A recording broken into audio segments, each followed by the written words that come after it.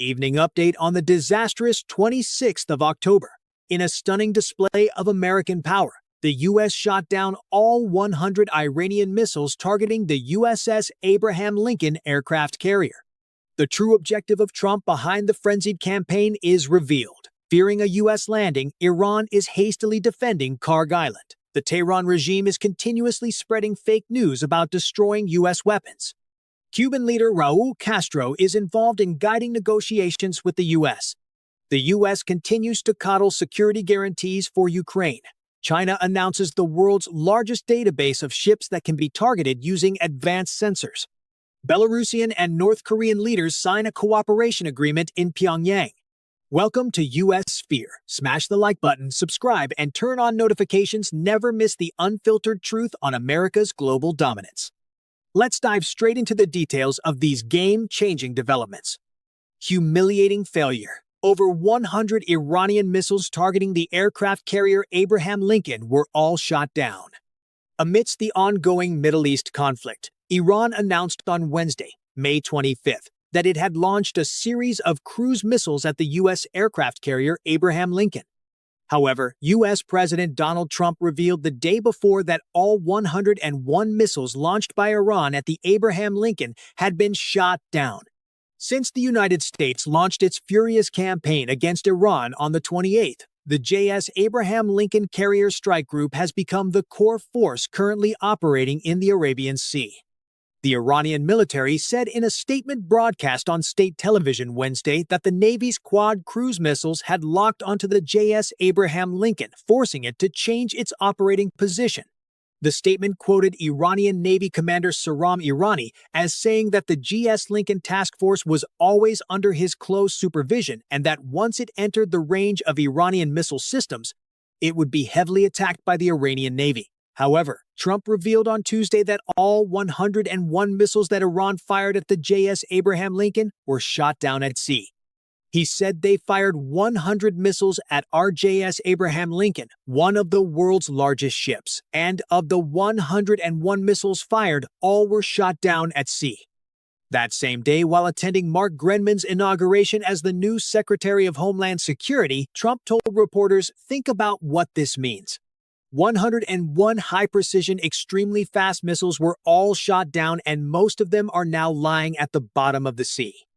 According to sources, Iranian state media previously shared videos simulating the attack aimed at conducting psychological warfare. On Tuesday, President Trump praised the technology and speed of the U.S. military's response, saying, "Great, right? Really great. Our military is amazing." He added that many of the interceptor system operators are MIT graduates. They only have seconds to react. If they don't do it right, it's going to be a big problem. Because these missiles are so powerful. He said these guys never miss. They are the best fighters in the world. The U.S. Central Command said the aircraft carrier JS Abraham Lincoln is continuing its strike operations against military targets in Iran and shared new images of flight operations from the carrier. JS Abraham Lincoln continues its flight operations against military targets in Iran while transiting the region's waters. CENTCOM posted 4 images showing aircraft taking off and operating from the aircraft carrier's flight deck, highlighting its ongoing role in U.S. operations in the region.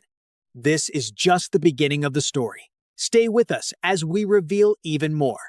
But behind every missile intercepted, behind every triumphant press conference, behind every image of jets roaring off the deck of the Abraham Lincoln, there are faces the cameras never show. In Tehran, ordinary Iranians who never voted for a regime that fires missiles at aircraft carriers are waking up to economy in freefall. Inflation has gutted their savings. Sanctions have emptied pharmacy shelves. The Revolutionary Guard launches cruise missiles worth millions of dollars while school teachers go months without pay. These are not the mullahs. These are mothers, students, shopkeepers, caught between a reckless regime and the overwhelming force of American justice. In Cuba, the human cost is even more immediate. 3 months without fuel, millions of people sitting in darkness for 8, 10, 12 hours a day, hospitals struggling to keep generators running, bakeries shuttered, children doing homework by candlelight not because of American cruelty, but because decades of communist mismanagement finally met the hard wall of American resolve. The Trump administration's oil blockade is working exactly as intended, squeezing the regime, not the people. And the 30,000 barrels flowing to Cuba's private sector proved that America knows the difference. In Ukraine, a nation that has already buried hundreds of thousands of its sons is now being asked to make yet another painful calculation: land for security, territory for survival. Every negotiation has a human face behind it. Every kilometer on a map is someone's hometown, someone's grandmother's house. And back home in America, the price tag of global dominance is real. Carrier strike groups don't run on patriotism alone. Interceptor missiles cost millions each, and 101 of them were fired in a single night. The American taxpayer is footing the bill for the world's security. But here is the uncomfortable truth that Trump understands better than anyone. The cost of acting now will always be lower than the catastrophic price of waiting until the enemy grows stronger. That is not cruelty. That is leadership. Revealing Trump's true objective behind the frenzied campaign to attack Iran. Sherpros, Israel's largest English-language newspaper, published a commentary on Tuesday, May 24th by Gabriel Rosenberg. It suggests that U.S. President Donald Trump believes that to defeat the Chinese Communist Party, it is first necessary to dismantle the party's global support structure. The commentary defines the current U.S. and Israeli military action against Iran as a crucial step in ending a dangerous 7-year era of complacency, not simply the start of a new war. Author Gabriel Rosenberg emphasizes that Iran's jihadist regime declared war on the civilized world in 1979, but the West responded with a failed framework of concessions that lasted for almost half a century. Now, that era is over. Mr. Trump is described as a true leader, understanding the deadly cost of waiting. Instead of leaving a stronger and more established enemy to the next generation, it is better to confront the danger now and prevent a catastrophic global war. The core strategy is to break up the Red-Blue Alliance. The commentary, which dedicates a section to analyzing the dismantling of the Red-Blue Alliance, points out that Trump's vision extends far beyond the Middle East. Mr. Trump views Iran, Russia, and Venezuela not as separate entities but as functional components of a Red-Blue Alliance led by the Chinese Communist Party. The frenzied campaign is just one important step in a larger game played out through the strategic and precise use of force. The United States is gradually cutting off Beijing's global lifeline of influence. Trump's specific measures, including in the Western Hemisphere the arrest of Nicolas Maduro in Venezuela, the blockade of the Cuban regime, and the reaffirmation of U.S. influence over the Panama Canal, have cut off China's energy and intelligence supply routes, securing the most important maritime choke point right in America's backyard. Fearing a U.S. landing, Iran is rushing to defend Kharg Island. CNN reported on Wednesday, citing sources close to U.S. intelligence, that Iran has been setting traps and deploying troops and air defense systems to Kharg Island in recent weeks in preparation for a possible U.S. operation to seize control of the island. Located in Gulf 34, Kharg Island is Iran's main oil export hub. Senior U.S. officials have debated in recent days whether to conduct a ground military operation there as the military accelerates the deployment of thousands of Marines and Navy personnel to the area. Iran has deployed a multi-layered defense system, including a man-portable air defense missile system called Manpart, which has been set up in recent weeks. According to sources, Iran has also laid traps such as anti-personnel and anti-armor mines on the coastlines where U.S. troops will land. The U.S. Central Command previously stated that 90 targets have been attacked on the island, including mine storage facilities, missile silos, and other military sites, since the U.S. began attacks there on March 13. Oil infrastructure has been exempted for sensitive reasons. According to Mr. Trump, 2 new Marine Corps expeditionary units deployed to the region are likely to participate in this operation. CNN sources say these units specialize in rapid response amphibious landings, raids, and assault missions. An additional 1,000 U.S. troops from the 82nd Airborne Division of the Army are also expected to arrive in the Middle East in the coming days.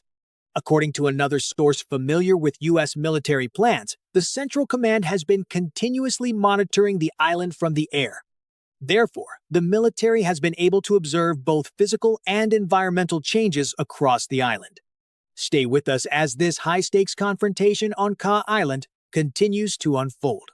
The U.S. denies losing fighter jets after the Iranian attack. The Iranian Revolutionary Guard Corps announced on the 25th that an advanced air defense system fired and hit a U.S. F-A-18 fighter jet over the city of Trabaha. This force claims the plane crashed into the Indian Ocean, emphasizing that this is the fourth U.S. strategic fighter jet shot down since the conflict broke out. Video released by Iranian state media shows anti-aircraft missiles hurtling towards the fighter jets circling in the sky and exploding near the target, seemingly due to proximity fuses being activated. The U.S. Central Command on Tuesday rejected claims from Iran's Islamic Revolutionary Guard Corps that they shot down a U.S. fighter jet, calling the report false. This denial came after numerous claims from the Iranian side that they had shot down U.S. aircraft, claims that U.S. officials have repeatedly refuted. Information that U.S. officials have repeatedly refuted states that thousands of combat flights have been conducted without losing a single fighter jet to Iranian fire. Cuban tycoon Raul Castro participates in guiding negotiations with the U.S. Cuban President Miguel Díaz-Canel said on Wednesday that former President Raul Castro, who is believed to hold de facto power in the Caribbean island nation, is participating in guiding initial exchanges between the U.S. and Cuba. According to him, the dialogue process is still in its early stages and requires establishing channels for dialogue and identifying common interests before an agreement can be reached. The exchanges took place against the backdrop of strained relations between the two countries. The administration of U.S. President Donald Trump imposed pressure on Cuba regarding oil, threatening to impose tariffs on countries supplying oil to Cuba. Although some threats have been eased, the embargo remains in place and Cuba has not received fuel for the past 3 months. Fuel shortages have severely weakened Cuba's power system, leading to numerous nationwide power outages that have disrupted economic activity and social life. In the past week, 2 widespread power outages have left millions in dire straits. Mr. Díaz-Canel affirmed that recent exchanges involved Cuban officials and the U.S. State Department and dismissed speculation about divisions within the Cuban leadership. He emphasized that Raul Castro, having withdrawn from official positions, remains a highly respected historical leader and is working with the government to guide the way for dialogue to proceed. Previously, Raul Castro led historic negotiations with U.S. President Barack Obama in 2014, leading to the resumption of diplomatic relations between the two countries. However, the Trump administration subsequently tightened sanctions, contributing to the worsening economic and energy crisis in Cuba. The U.S. linked security guarantees for Ukraine to the abandonment of Donbass.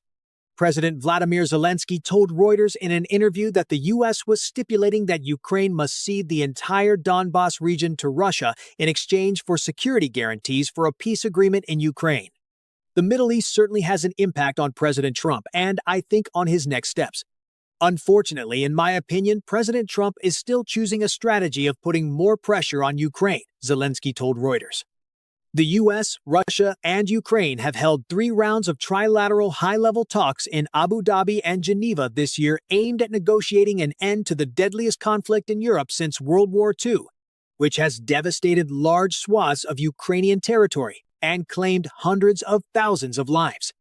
Ukrainian leaders have repeatedly said that strong security guarantees from international partners are needed to ensure that Russia does not restart hostile actions in the future after any peace agreement is signed. Mr. Zelensky said 2 important questions remain unresolved regarding security guarantees. Who will help finance Ukraine's arms purchases to maintain its military deterrence capabilities, and how will its allies respond to any future Russian aggression? The Americans are ready to finalize these guarantees at a high level once Ukraine is ready to withdraw its troops from Donbass, the Ukrainian president added, saying that he understands the subtleties of the American position even though he was not directly involved in the trilateral negotiations. Russian President Vladimir Putin has consistently asserted that controlling all of Donbass is an essential element in his war objectives. However, the Russian advance over the past 2 years has been quite slow. Military analysts believe it may take a long time and a significant amount of manpower to conquer all of Donbass, including the so-called fortress belt of cities heavily fortified by the Ukrainian army. Mr. Zelensky warned that the troop withdrawal would harm the security of both Ukraine and, more broadly, Europe by handing strong defensive positions in the region to Russia. He told Reuters, "I very much hope the American side understands that the eastern part of our country is part of our security guarantees." President Zelensky stated in January that a security guarantee document between Ukraine and the U.S. was 100% ready and awaiting signing. On Tuesday, following weekend talks between U.S. and Ukrainian officials in Miami, he still said he had work to do. Speaking in a meeting room at the presidential office in central Kyiv, Zelensky said Russia was betting that Washington would lose interest if peace talks stalled and would withdraw. He also acknowledged that there are some risks involved in this matter. The fourth round of trilateral talks, scheduled for this month, has been postponed due to the war in Iran. However, the Ukrainian president questioned whether Russia is willing to sacrifice hundreds of thousands more soldiers to seize the Donbass region, which it does not yet control, approximately 6,000 square kilometers. He reiterated that a trilateral summit with Trump and Putin is the only way to resolve outstanding territorial and security issues in order to reach a peace agreement. China releases the world's largest dataset of ships that can be targeted by radar. A Chinese military research group has released what is believed to be the first publicly available DMSD dataset for detecting ships using a combination of visible and infrared light aimed at improving target identification capabilities at sea. This dataset contains over 2,000 pairs of ship images and nearly 20,000 labeled objects, supporting systems such as drones, missiles, or surveillance operating in nighttime or radar-restricted environments. Identifying ships at sea is inherently difficult due to glare, changing weather, distance, and complex backgrounds. This was illustrated by the event where Iran claimed to have attacked the aircraft carrier J.S. Abraham Lincoln, but the U.S. denied it, showing that detecting and tracking targets at sea is much more difficult than approaching them. The DMSD dataset was developed by scientists from the Naval Aviation University, Harbin University of Technology, and the Institute of Computer Technology of the Chinese Academy of Sciences.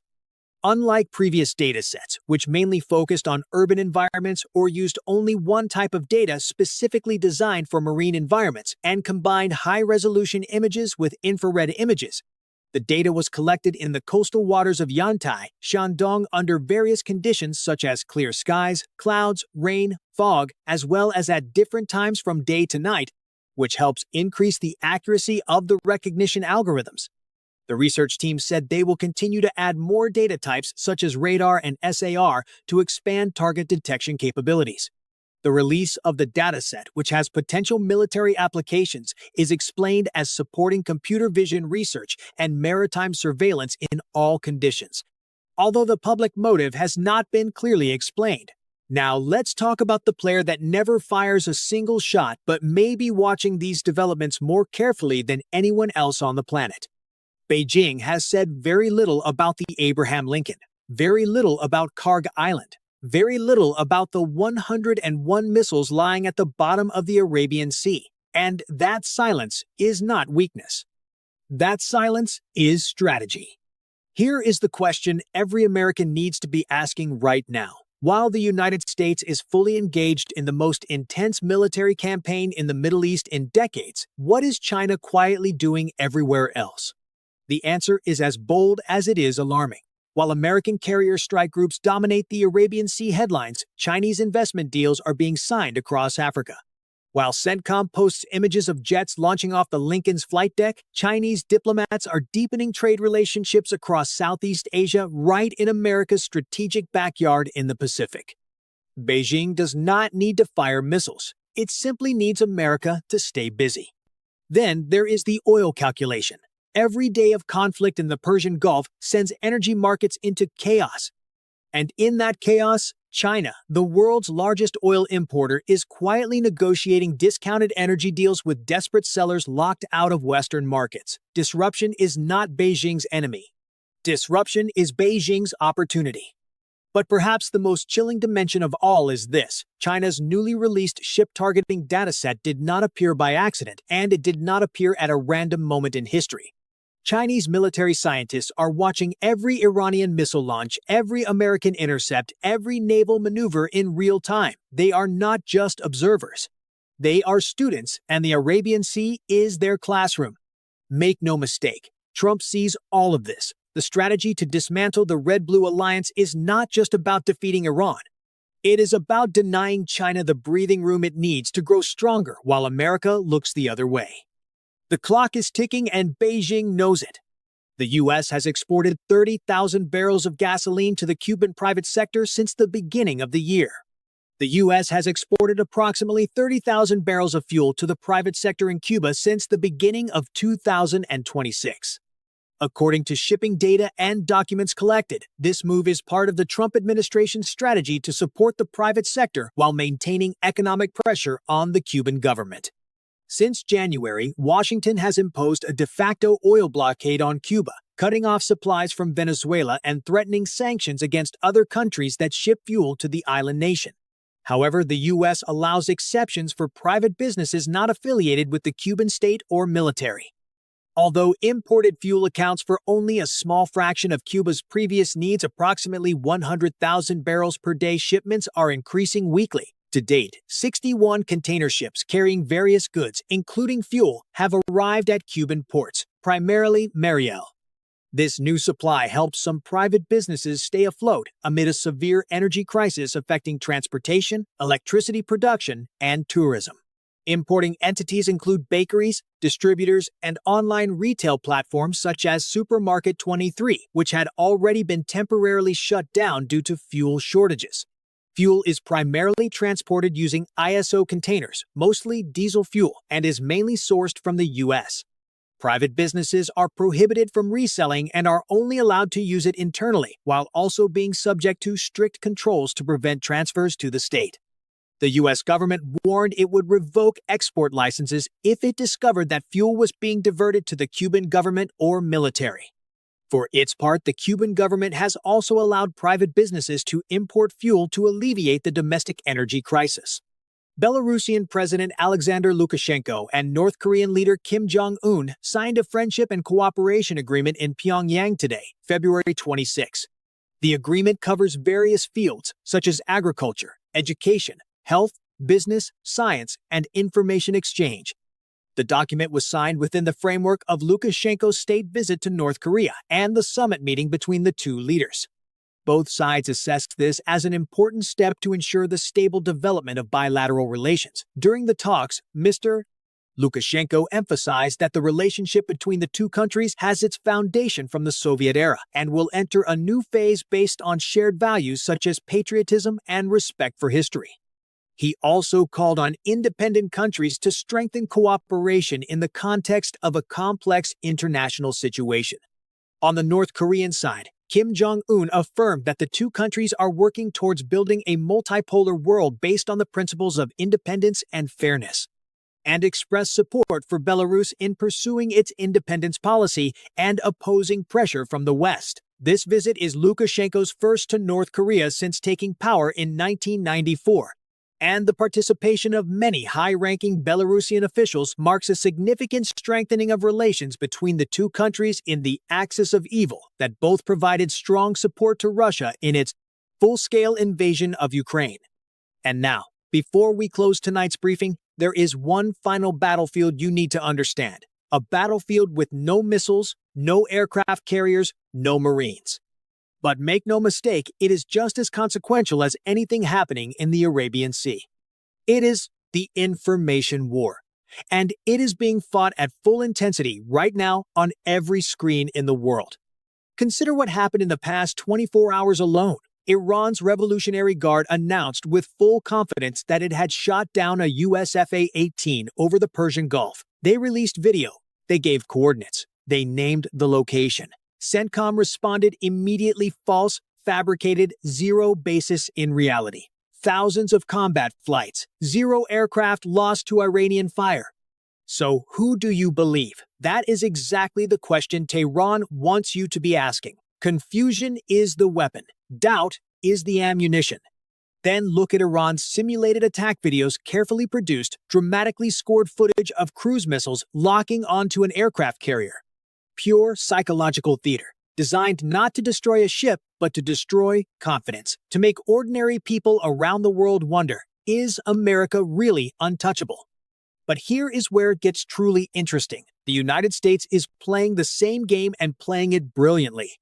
Every CENTCOM image of jets launching off the Lincoln's flight deck is a carefully chosen message. Every Trump press conference praising MIT-educated missile operators is a broadcast of dominance. Strength, projected deliberately, is also information warfare.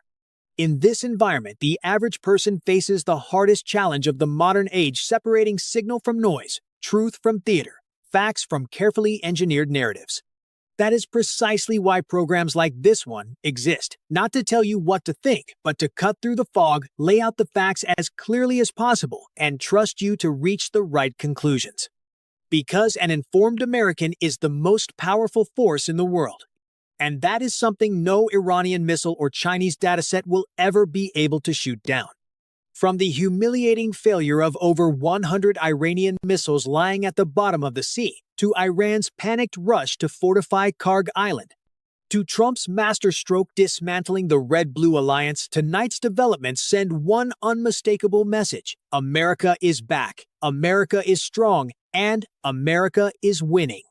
Under President Trump's leadership, the United States is not just responding to threats, it is reshaping the global order. Whether it's neutralizing Iran's aggression in the Arabian Sea, pressuring Cuba while supporting its private sector, linking Ukraine's security to real concessions, or exposing China's latest military tech ambitions, every move demonstrates the same strategic clarity. Confront danger now so future generations never have to face a stronger enemy. This is what American exceptionalism looks like in action. This is what happens when a true leader refuses to kick the can down the road and instead chooses strength, precision, and unapologetic power. If you want to stay ahead of the curve on every critical development shaping America's future, from the front lines in the Middle East to the high-stakes chess match against the Chinese Communist Party, make sure you're subscribed to US Sphere right now. Hit that subscribe button, turn on notifications, and never miss an update. Drop your thoughts in the comments below. Do you believe Trump's Red-Blue Alliance strategy will finally break Beijing's global network? Which story from tonight's briefing shocked you the most? Your voice matters here on US Sphere. Like this video if you stand with a strong America. Share it with fellow patriots who need to see the real picture, and join our growing community of informed viewers who refuse to be fooled by regime propaganda. Thank you for spending your evening with us. This is US Sphere, where the truth about global power meets unfiltered military analysis. We'll be back very soon with the next breaking update. Until then, stay vigilant, stay strong, and God bless the United States of America. Goodbye, and see you again in the next program.